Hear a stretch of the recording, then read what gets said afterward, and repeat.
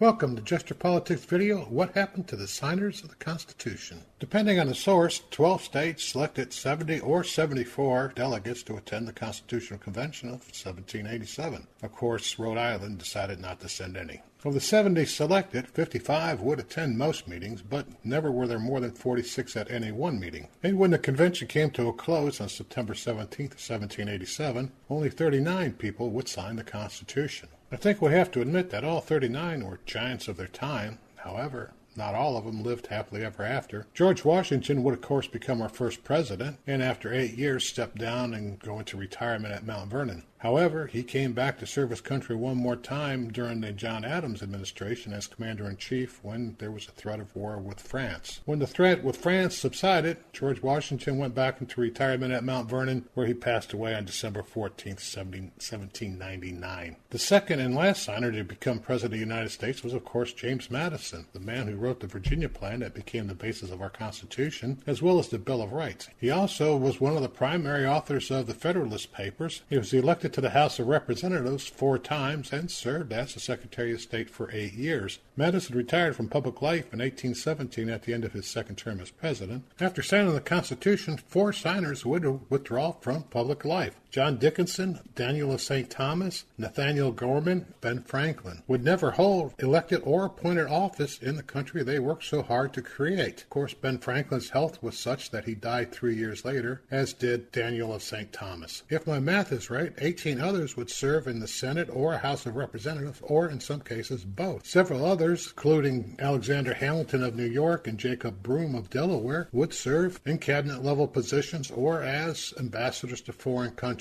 4 more would be appointed to the Supreme Court. 2 would serve as federal judges, and several would serve as governors of the individual states and in state legislatures. However, some of these people's careers were, well, less great than others, and a few ended rather tragically. Richard Speight of North Carolina would die in a duel in 1802, as would Alexander Hamilton in 1804. Both of these signers died at the hands of their political rivals. 2 of the 4 signers who were appointed to the Supreme Court had rather interesting careers on the court. John Rutledge was first appointed to the Supreme Court by George Washington in 1789, but resigned in 1791, supposedly due to health reasons. However, in 1795, Chief Justice Jay resigned from the Supreme Court, and Washington made a recess appointment, naming Rutledge as the new Chief Justice. All he had to do was await confirmation from the Senate once they reconvened. Alas, Rutledge, for whatever reason, decided to give a speech on what he thought about the treaty with France that John Jay had just recently completed, in which he compared it to, well, prostitution, and stated that as much as he loved Washington, he'd rather see Washington dead than sign the treaty. As a result, many of the senators questioned his sanity and rejected his nomination. When Rutledge found out that his nomination had been voted down, he attempted to commit suicide by jumping off a wharf in Charleston Bay. Fortunately, or unfortunately, I guess, 2 slaves saw him drowning and rescued him. In any event, this was the end of Rutledge's political career. The second signer to sit on the Supreme Court that had, well, less than a distinguished career was James Wilson of Pennsylvania. He got involved in some what's been described as questionable land deals, in which he caused him severe financial problems. As a result, he spent the rest of his life as a sitting Supreme Court justice while evading his debtors. Unfortunately for him, his evasion tactics could have used some work, because he was imprisoned in debtor's prison twice while sitting as a Supreme Court justice. He died as a penniless Supreme Court justice in 1798. In addition to Wilson, Nathaniel Gorman of Massachusetts and Robert Morris of Pennsylvania would also die penniless. Gorman got involved in, again, questionable land deals, and Morris, who was at one time the richest man in America, ended up spending 3 years in debtor's prison and would die penniless in 1806. Finally, 2 people, Jonathan Dayton of New Jersey, who had the distinction of being the youngest person to sign the Constitution at age 26, and William Blount of North Carolina would be accused of treason. Dayton, who was indicted but never tried, but ended his career in politics, and Blount, who was a sitting senator at the time he was accused, was expelled from the Senate and returned to Tennessee, where he was elected to the Tennessee State Senate. I think we have to remember that all 39 of these men were great men, but like all great men, they have their flaws, and some of them had demons they couldn't control. I guess what I'm trying to say is, regardless of what they did after 1787, we owe these 39 men a debt of gratitude for what they did in 1787. And there you have it, what happened to the signers of the Constitution, all in less than 5 minutes. Hope to see you soon. Bye.